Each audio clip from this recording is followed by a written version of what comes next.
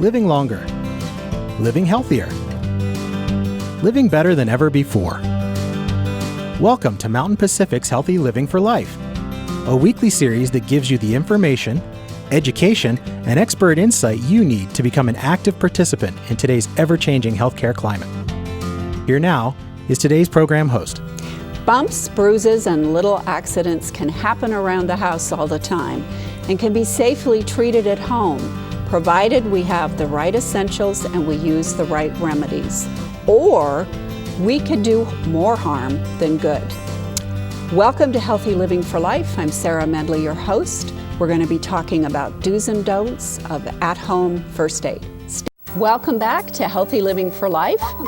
Today we'll be talking to Dawn Paul, a physician assistant with St. Peter's Health. She's going to be talking to us about the do's and don'ts of AtHome First Aid. Thank you so much, Dawn, for joining us today. Thanks for having me. So the first thing we're going to be talking about is what should I have in my first aid kit at home? So there's a couple of things that I recommend to have in a home first aid kit. The first is some bandages of different sizes, something that'll fit on an finger, something that'll fit on an arm. Some gauze can be very helpful at times, especially to stop bleeding. An antibiotic ointment, such as bacitracin. I would have in that kit a set of tweezers, something that's dedicated just to that kit, so it's always in there. You can always find it. You don't have to go searching someplace else for it. Some other medications that I would recommend would be Tylenol or ibuprofen. Both of those are very good pain relievers. And to have the dosages that are appropriate for the people that you have living in your household. So if you have a child, some children's Tylenol, for instance. Lastly, I would recommend having some Benadryl in that kit for emergency allergy situations. What about where I should store it? So where should I keep my kit? So have it someplace in your house where all the adults in the household know where it is and can reach it. Oftentimes this is in a bathroom, up on a top shelf, so that children can't get into it, or a hallway closet, again, kind of up, but someplace where all the adults in the house know where it is, it's easily accessible, and everyone can reach it. You know, a lot of people keep some emergency supplies in their car or their camper in the summer.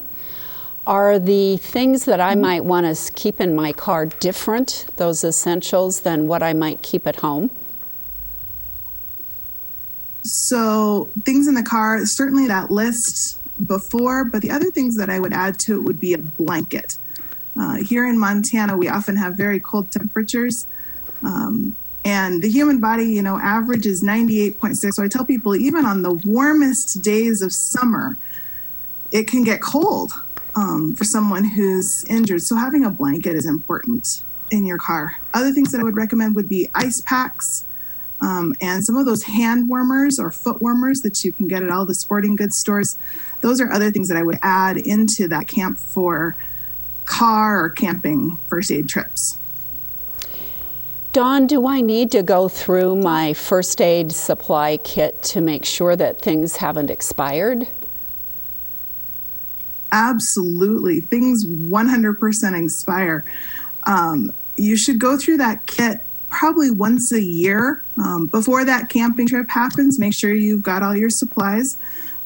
Go through and look at the packages. Make sure that the packages don't look old or cracked or open. Every medication has expiration dates associated with it, so make sure that there's still in date. So yes, please go through your kits. I know I'm guilty of having really old things in my first aid kit and pulling something out and going, oh, I really should get rid of this. So please go through your kits. Funny you would mention that, because I went through my kit in preparation for this show and I was embarrassed at how old some of the items were. So very good tip. Talk to us about some basic cuts and bruises that I might experience and walk me through what I should do first. So no one wants to get a cut or a bruise, but when they do happen, the first thing I recommend is cleaning it. Just some gentle soap and water. You don't have to be super aggressive. If it's a flap of skin, do try and get that water underneath that flap of skin, and just clean it out. The skin is important to keep the outside world outside and the inside world inside. And we've now had a break in that barrier. So cleaning it is super important. If it's bleeding a lot, just some simple pressure. That's where the gauze that you have in your first aid kit comes into play. Just put some pressure on it until that bleeding stops. Once that bleeding is stopped, then you put your Band-Aid on it. And then I recommend people leave it alone. Once you've stopped the bleeding, don't keep checking it. Don't keep pulling that Band-Aid off and looking and showing everyone and everything else. Keep that Band-Aid on for 24 hours to stop the bleeding and make sure that it has time to heal. What about minor burns? Burns, very common, unfortunately. I actually got one the other day as I was pulling cookies out of the oven, and I burned the back of my hand on the oven. The first thing to do with a burn is to stop the burn. And the easiest way to do that is just some cool water. Run cool water over it. Sometimes little kids will want to just sit there under the sink under that cool water, and that's just fine. Even putting some ice on it is okay, as long as there's a barrier like a washcloth in between the ice and wherever the burn is. Once you've cooled that burn off, just a dry dressing over the top of it so it doesn't bump or bruise against other things and continue to hurt. And it will heal. It might take some time, but it will heal. So we've only got about 30 seconds left, Dawn. Talk to us about a sprain. Sprains and even broken bones are sometimes hard to tell apart unless you've got an x-ray machine at home, which most of us don't have. The best way to treat that is to just let it be still and to let it rest. Oftentimes putting a pillow up against it or elevating it can help a lot to make sure that those sprains and breaks are taken care of. Oh, thank you so much, Dawn. That time went really fast, and when we come back, we're going to take a break now, but when we come back, we'll be talking about things at home that you might not want to tackle yourself. So please stay with us.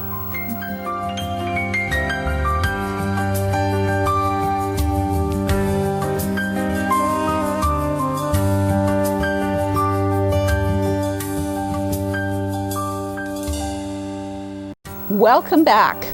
Dawn Paul is still with us, and we're going to be talking about some do's and don'ts with AtHome First Aid and some of the things that really are topics and items you shouldn't do. So we're going to focus on that first. So Dawn, talk to us about something that dates clear back to Egypt, and that is putting honey on a wound. Good or bad? So turns out the ancient Egyptians really did know what they were doing. Honey is actually really great on wounds. We still use it on wounds. Honey has wonderful antibiotic properties. And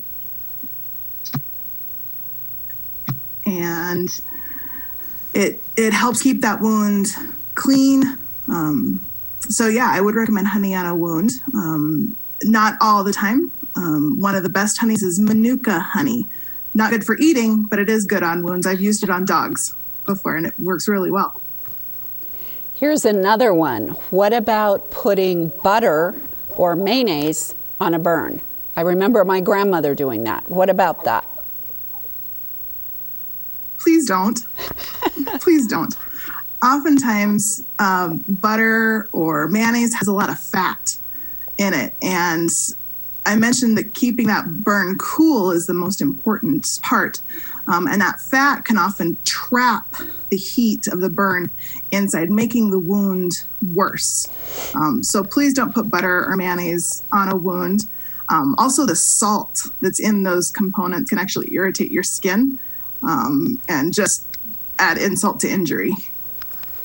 We're going to switch now and talk about insects, so maybe bees or wasps, and I have a personal story about that I won't share right now. But what about putting toothpaste on a bee sting?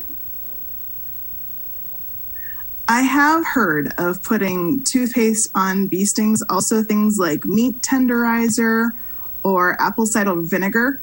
The thought behind these is that the bee sting itself is kind of basic in nature, and you're adding an acid to it, so you're helping neutralize that.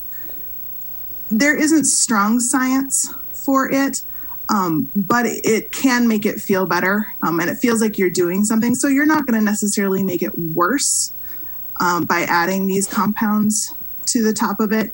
But the most important thing with a bee sting is to get that stinger out. And that was going to be my next question. So this summer I was out in the yard and I was stung on one day on my foot and then within a week on my thigh. And talk about painful. And fortunately I was able to get one of the stingers out. But talk to us about why that's important. So honeybee stings in particular, when the bee stings you, they actually leave part of themselves, part of their abdomen with that stinger. It results in their death. So you can take consolation in the fact that the bee died in stinging you. But that end of their abdomen keeps pulsating and keeps pushing that poison into your skin. So you want to get that out. But you don't want to squeeze it because that pushes the poison back in further. So the best way to get those stingers out is to kind of scrape it out with your fingernail. I've also heard of people using credit cards to kind of scrape them out of your skin, and it is important to get those out. Now, wasps and hornets do not leave their stinger, so you won't have a stinger for those. They can just keep stinging you over and over and over again, the little bees.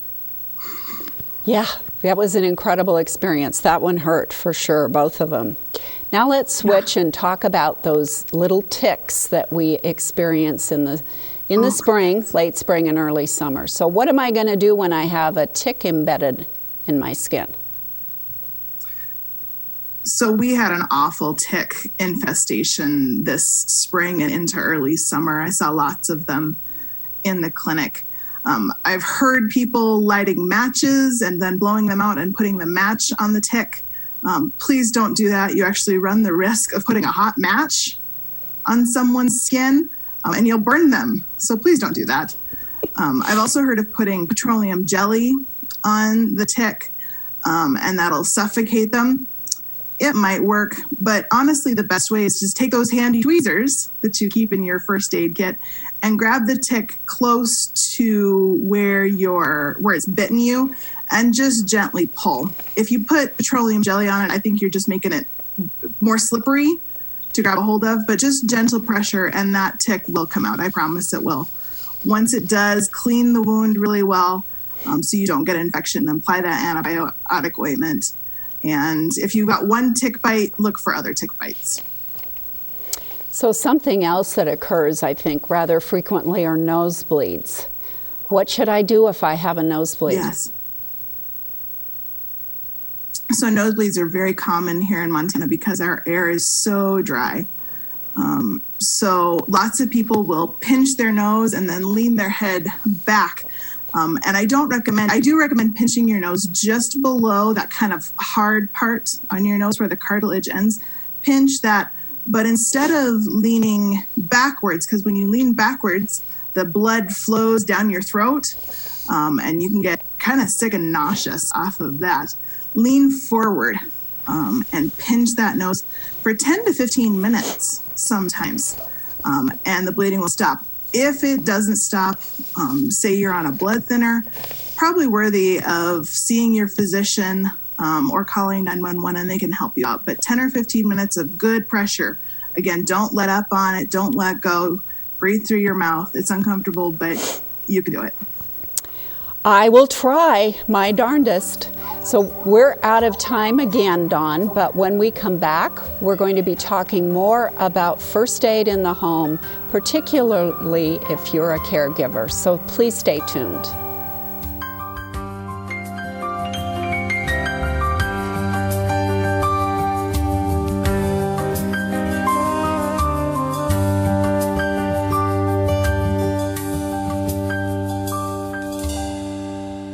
Welcome back.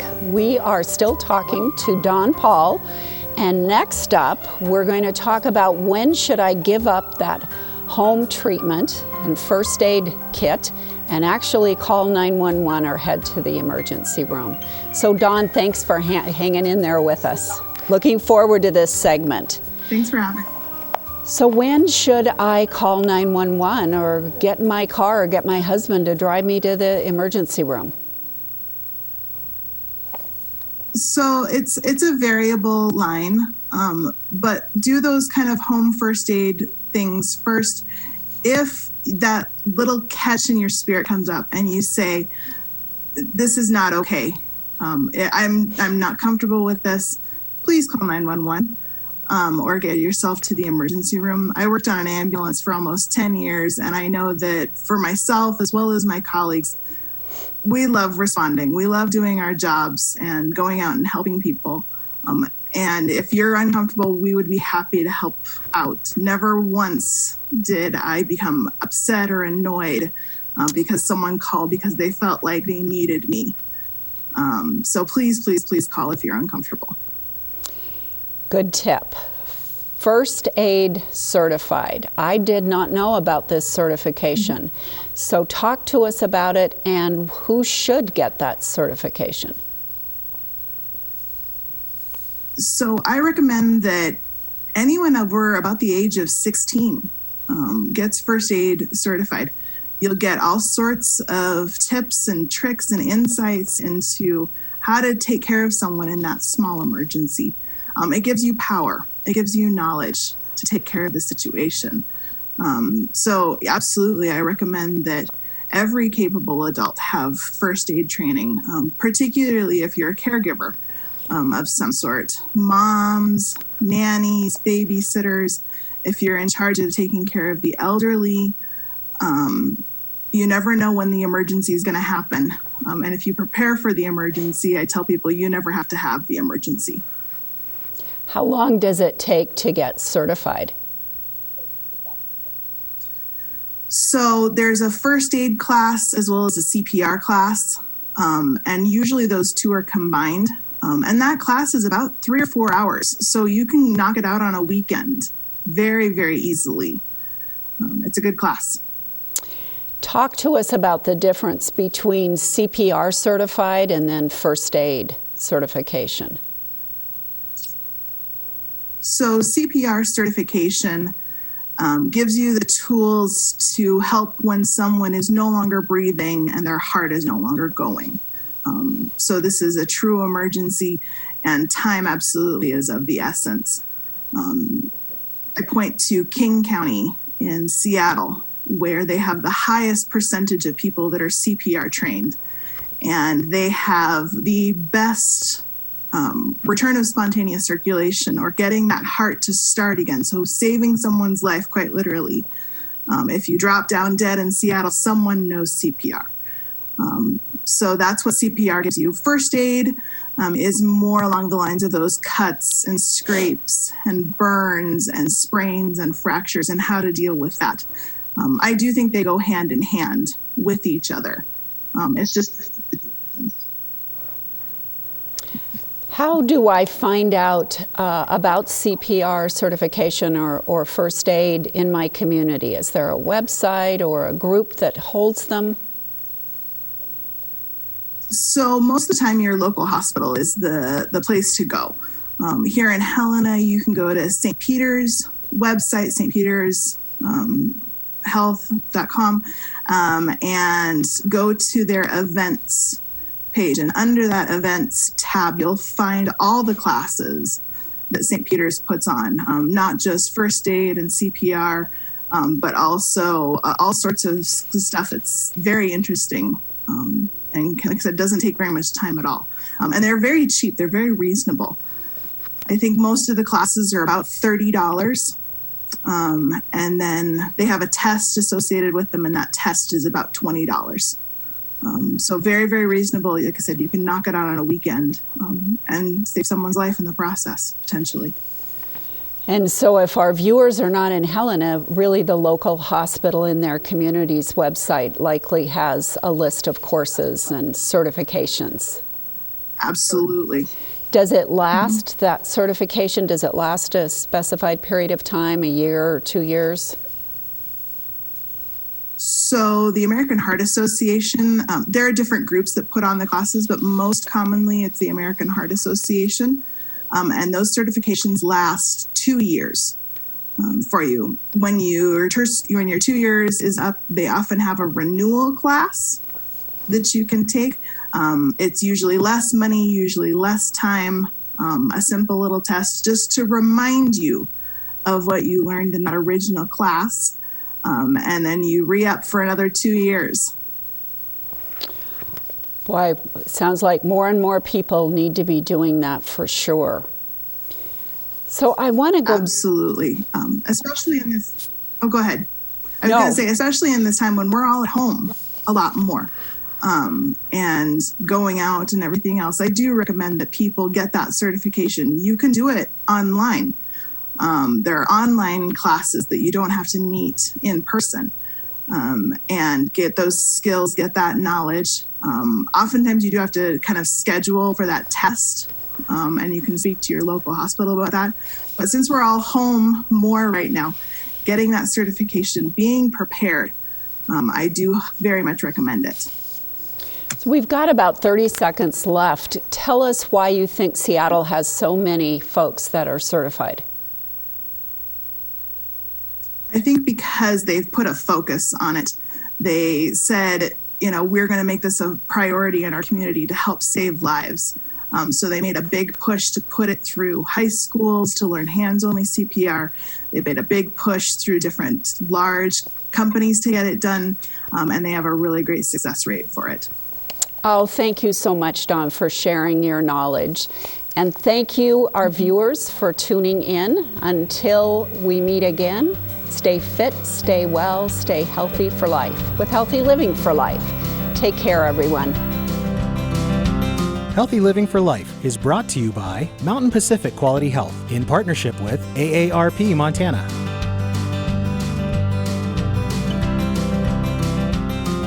We'd love to hear from you. If you have suggestions for future programs, visit our website at mpqhf.org or call us at 406-443-4020. You can also catch us on YouTube by visiting our website and clicking on the Healthy Living for Life logo.